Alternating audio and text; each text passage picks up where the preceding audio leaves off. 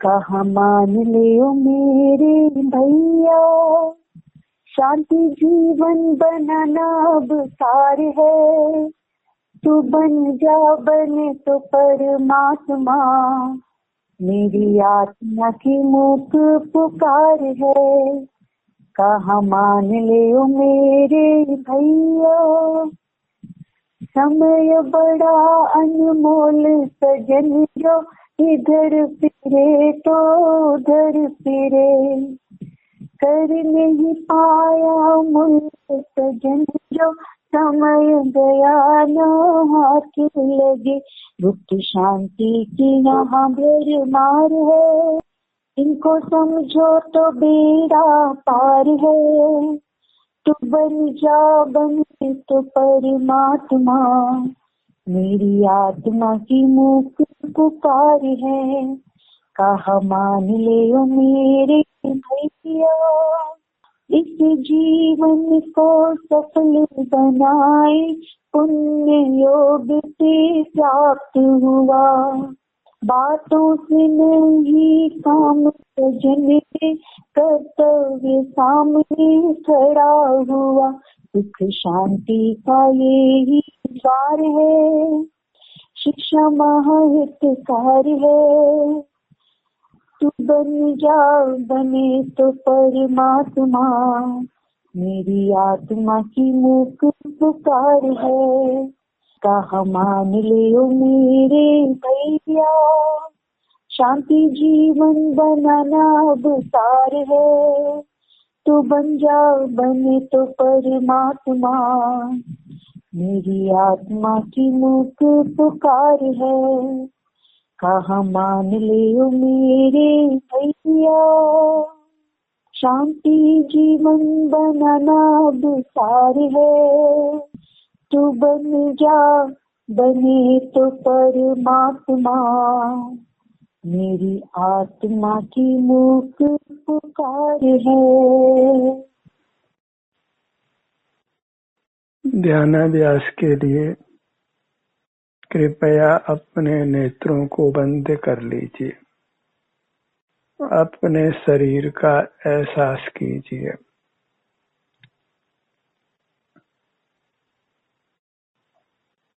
अनुभव कीजिए, संवेदन कीजिए। ध्यान नाम देखने जानने का नहीं है, ज्ञान करने का नहीं है।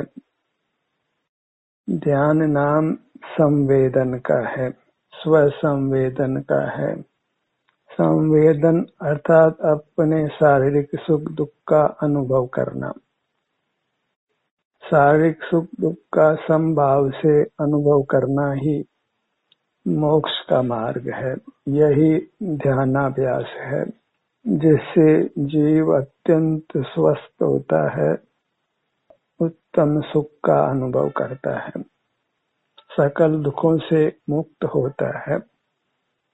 ध्यान के रूप में ये भले ही प्रसिद्ध नहीं हो, पर ध्यान का यही वास्तविक स्वरूप है।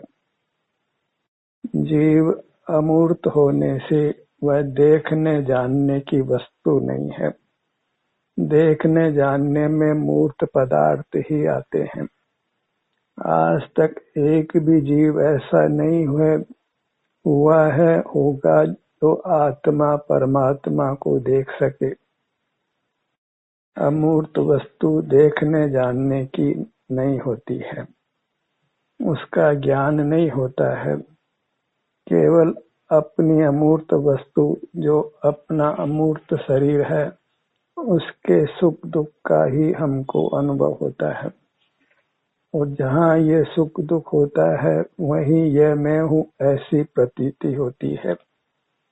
इसको भले ही कोई आत्मज्ञान कहे, पर उसमें कोई आत्मा देखने जानने में नहीं आता। बस इतनी प्रतीति होती है कि यह मैं हूँ, क्योंकि अपने में शारीरिक सुख दुख का अनुभव होता है। और अभी कदाचित हलन चलन हो तो उसका भी अनुभव होता है। यह अनुभव ही सुखी होने का मार्ग है। दुखों से मुक्त होने का मार्ग है, मोक्ष मार्ग है। इसी विधि से जीव भूतकाल में परमात्मा हुए हैं, आज हो रहे हैं, आगे होंगे। हमको भी इसी विधि से परमात्मा होना है। सर्व दुखों से मुक्त होकर, रागादि दोषों से मुक्त होकर निराकुल होना है, सुखी होना है। स्वस्थ व्यक्ति ही सुख का अनुभव करता है और स्वस्थ होता है जब वह अंतर्मुख होता है, इंद्रिय ज्ञान का विजेता होता है। वहाँ फिर रागादिक जनित दुख भी नहीं है और कर्म का संबंध नहीं रहने से फिर शरीर में वेदना भी नहीं है। फिर जीव अविनाशी उत्तम अतीन्द्रिय सुख को भोगता है, वही परमात्मा दशा है। परमात्मा न मूर्त पदार्थों को देखते जानते हैं, न अमूर्त पदार्थों को भी देखते जानते हैं। वहाँ उनको अपने सर्वांग में सुख का अनुभव होता है।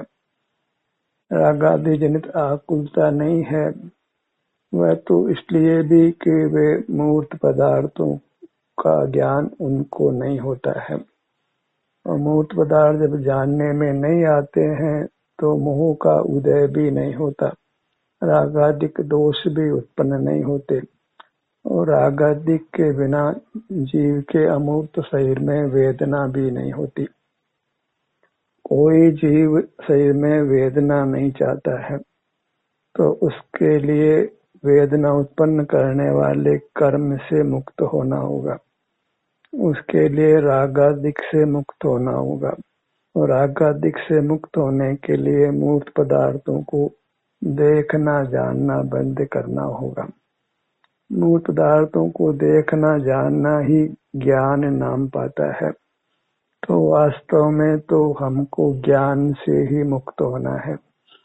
संसार में भले ही ज्ञान की कीमत हो, क्योंकि ज्ञान के आश्रय से ही जीव बाहर में दुखों से निवृत्त होता है, सुख पाता है। पर अपने उत्तम सुख को पाने के लिए किसी ज्ञान की जरूरत नहीं है। बाहर कदाचित वैश्विक सुख है जो अनित्य है और शीघ्र ही दुख में बदल जाता है, और अपने में अतीन्द्रिय सुख सदा शक्ति रूप से है और युक्त होने पर प्रकट अनुभव में आता है। और जीवों का उपयोग निरंतर ज्ञान रूप भी नहीं रहता है। यदा कथा शरीर में आराम वेदना की स्थिति का अनुभव जीवों को होता ही है और उसी के बल पर वह नाश को प्राप्त नहीं होता है। संसार में भी कुछ सुख का अनुभव करता है। अगर स्वरूप का संवेदन बिल्कुल नहीं हो तो जीव का ही नाश हो, फिर जीव का अस्तित्व ही नहीं रहे। अस्तित्व कायम है इसलिए कि जीव को अपने शारीरिक सुख दुख का अनुभव होता है, क्योंकि वह उसका स्वरूप है। स्वरूप कभी नष्ट नहीं होता है। स्वरूप के नष्ट होने पर वस्तु के ही नष्ट होने का प्रसंग उपस्थित होता है। जैसे मिश्री में मिठास नहीं है तो मिश्री ही नहीं है। पुद्गल में यदि स्पर्श नहीं है तो फिर पुद्गल ही नहीं है। जीव में सुख दुख का परिणाम नहीं है तो फिर जीव ही नहीं है। वस्तु को उसके भाव से ही प्रसिद्धि होती है। तो जीव का भाव सुख होने से सुख दुख उसमें सदा होता है। सुख या दुख में से कोई स्थिति सदा रहती है और उसी का अनुभव करना वह जीव का अनुभव करना है, अपना अनुभव करना है, और वही उसको उत्तम सुख प्राप्त कराता है। कितना सरल सुगम उपाय है कि अपने शरीर के स्वास्थ्य का अनुभव कर लेना। कोई पूछता है कि आप कैसे हैं, तो हम अनुभव से ही कहते हैं कि हम अच्छे हैं। तंदुरुस्त हैं कि बीमार हैं, ये हम अपने अनुभव से कह सकते हैं। उसके लिए किसी मेडिकल एग्जामिनेशन की आवश्यकता नहीं है। अंतर्दृष्टि करिए और अनुभव में ले लीजिए कि आप कितने स्वस्थ हैं, कितना आराम या वेदना का अनुभव होता है। जितना वेदना का अनुभव है उतने आप अस्वस्थ हैं, और जितना आराम की स्थिति का अनुभव है उतने आप स्वस्थ हैं। तो हमारे सुख दुख का माप हमारे पास है, और उसी माप के द्वारा ही हम अपना अनुभव करते हुए सकल दुखों से मुक्त हो सकते हैं, क्योंकि उस समय विषय ग्रहण नहीं है, मूर्त पदार्थों का देखना जानना नहीं है। वही जीव के लिए कलंक है। हमें चाहिए कि परमात्मा को हम मूर्त पदार्थों को देखने जानने वाला नहीं माने, अन्यथा परमात्मा को ही कलंकित करना है। वे अमूर्त को भी देखते जानते नहीं हैं, क्योंकि अमूर्त पदार्थ किसी के ज्ञान का विषय नहीं बनता है। वे अपने अमूर्त जीव के सुख का सदा अनुभव करते हैं या अनुभव होता है, वही करते हैं। और हम भी जब बाह्य दृष्टि को रोकते हैं, इंद्रिय ज्ञान का निरोध करते हैं, तो हमको भी अपने अमूर्त आत्म प्रदेशों में शांति का सुख का अनुभव होता है। उसी को कहते हैं कि हम सुख का अनुभव करते हैं। स्वभाव को करना नहीं पड़ता है, स्वभाव स्वमेव होता है। जो विभाव है उसका निरोध करना पड़ता है, उसको जीतना होता है। तो उसके लिए प्रथम तो उसको बुरा जानना है। जिस पदार्थ को हम भीतर से ही बुरा जान लेते हैं, तो फिर उस परिणाम को करते हुए हमको शंका रहती है, और जहाँ शंका होती है उस काम की प्रवृत्ति फिर अधिक समय नहीं हो सकती है।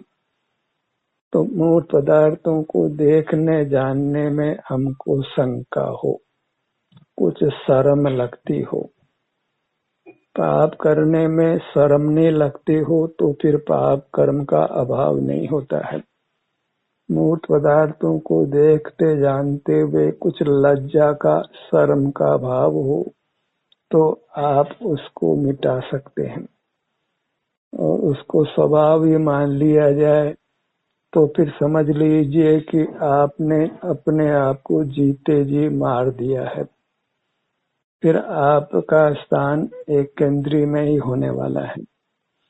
जिस किसी ने अपने को ज्ञान स्वभावी माना है, वह अवश्य ही शीघ्र ही एक केंद्रीय में फिर दीर्घ काल तक रहता है। और जो अपने को सुख स्वभावी मानता है, वह अपने से युक्त होकर अनंत काल परमात्मा होकर रहता है। तो देखने जानने वाले मत बनिए, संवेदन करने वाले बनिए। सुख का संवेदन होता है और जड़ पदार्थों का ज्ञान होता है।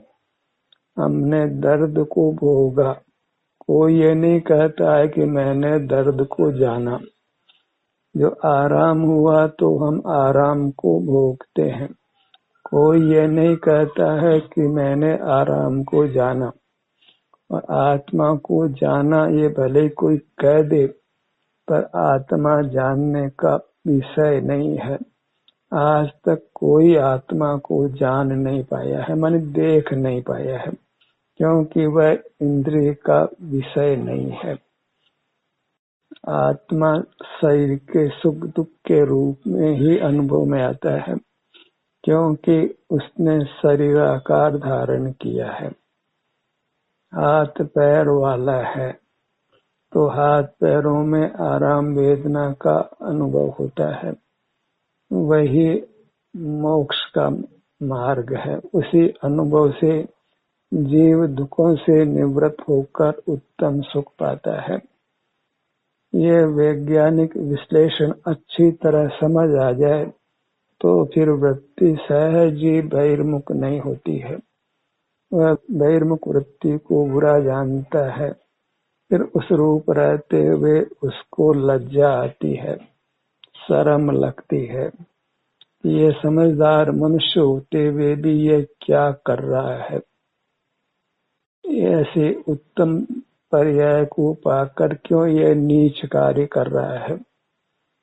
खुले नेत्रों से खुले इंद्रियों से रहना एक नीच वृत्ति है।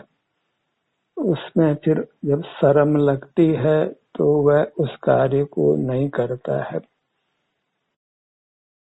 जैसे जो भी खोटे काम होते हैं उसको करते हुए जीवों को शर्म लगती है और फिर वो उन कार्यों को कदाचित उदयवश करते हैं तो छिप कर करते हैं, क्योंकि दूसरा देखे जाने तो उसको अपयश मिलेगा।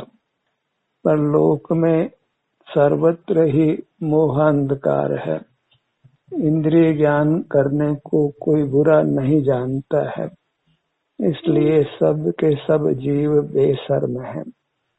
किसी को कुछ भी लज्जा नहीं आती है, इसलिए सारे संसारी जीव भी अल्पाधिक दुख भोगते हैं।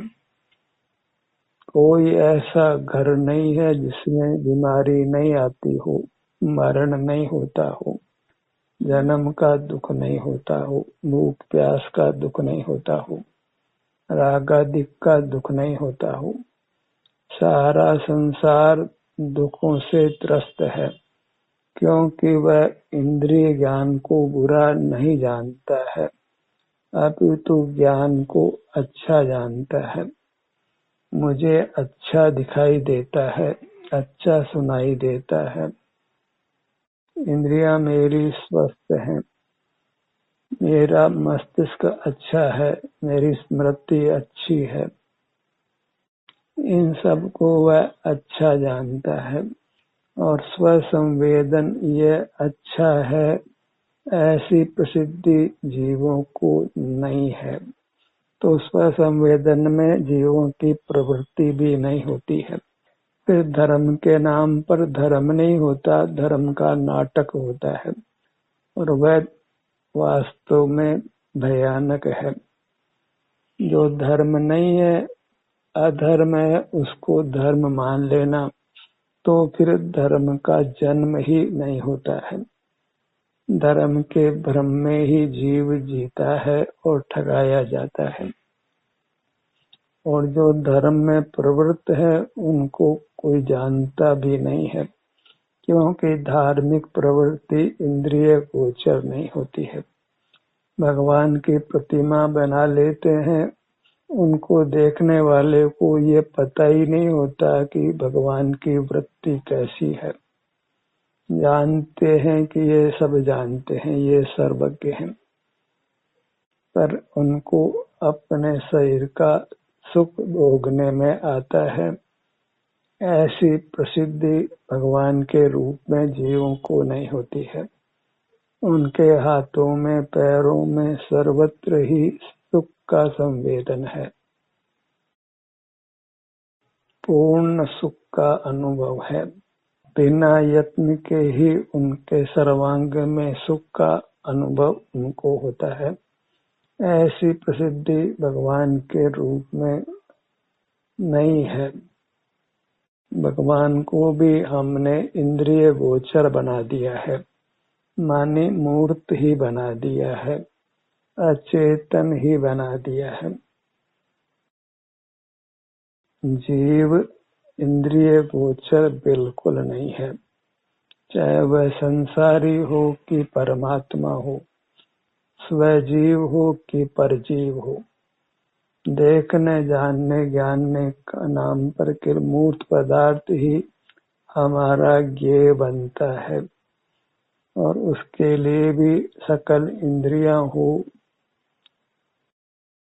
तो मूर्त पदार्थों का स्पर्श रसगंध वर्ण शब्द जानने में आता है।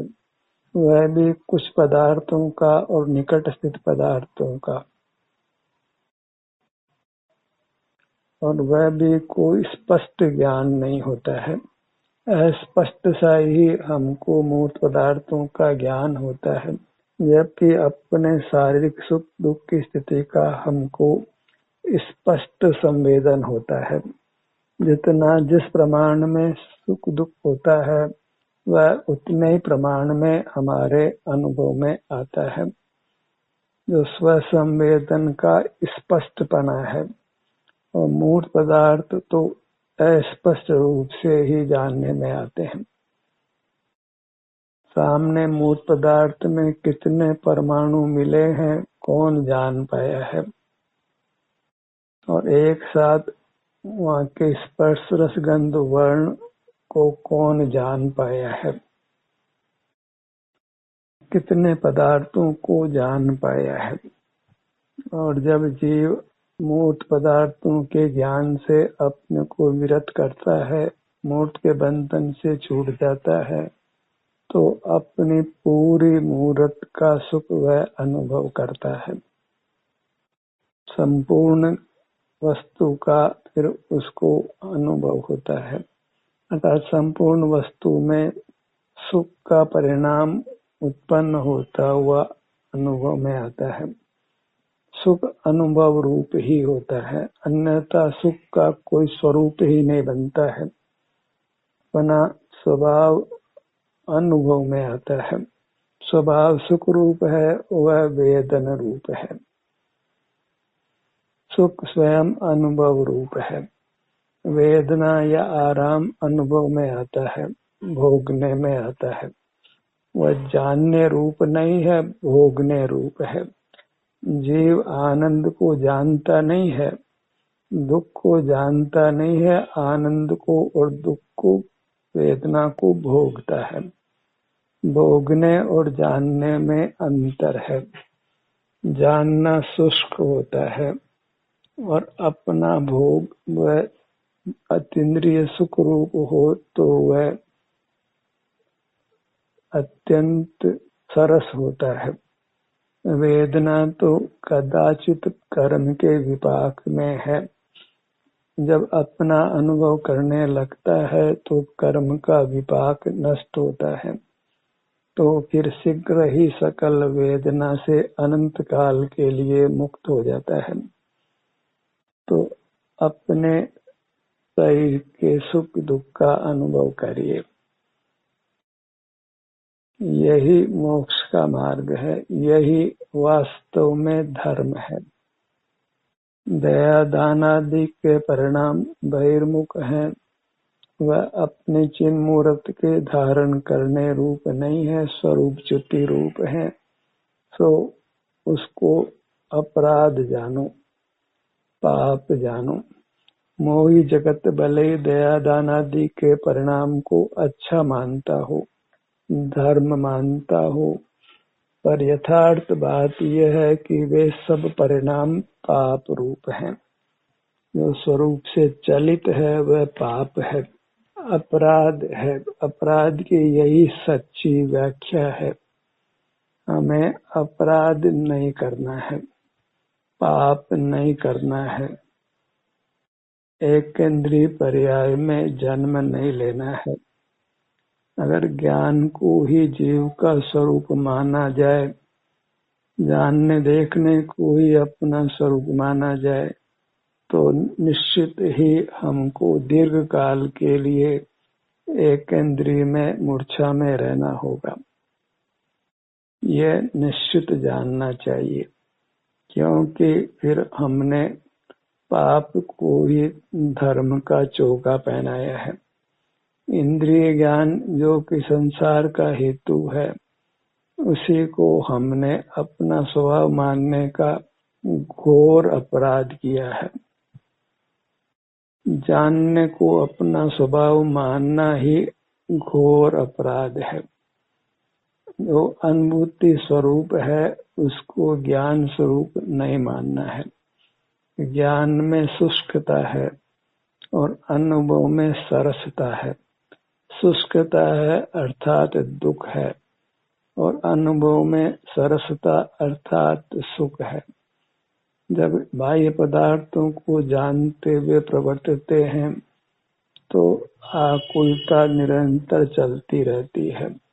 विकल्पों का अभाव नहीं होता है, वही दुख है।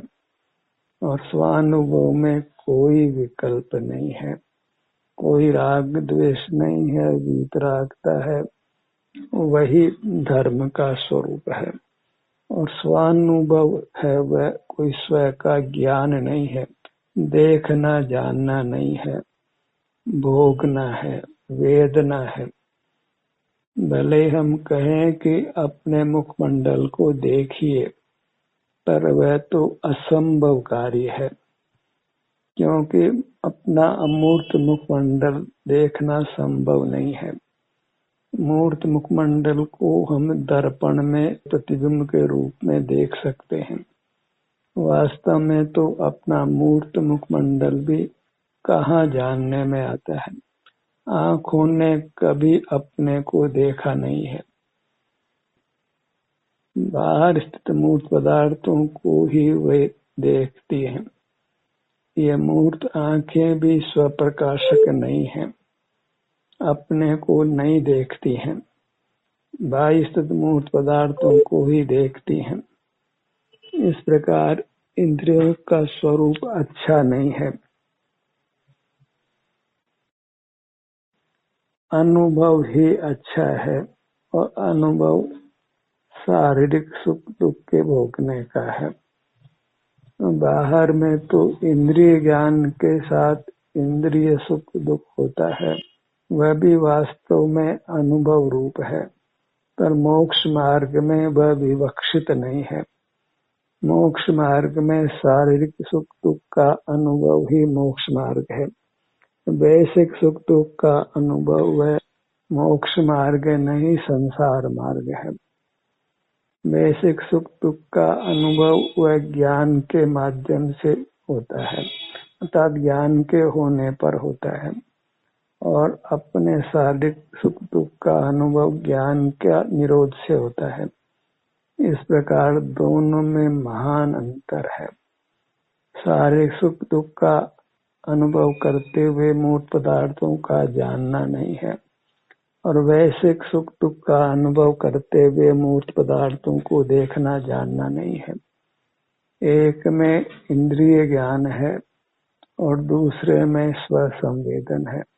इंद्रिय ज्ञान पर जय पाना है और वह जय स्वसंवेदन से अर्थात शारीरिक सुख दुख का संभाव से भोगने से है। इसी विधि से हमने सकल कर्मों को नाश कर परमात्मा हो जाना है। ध्यान का सत्र यही समाप्त होता है। आपकी सहभागिता के लिए धन्यवाद।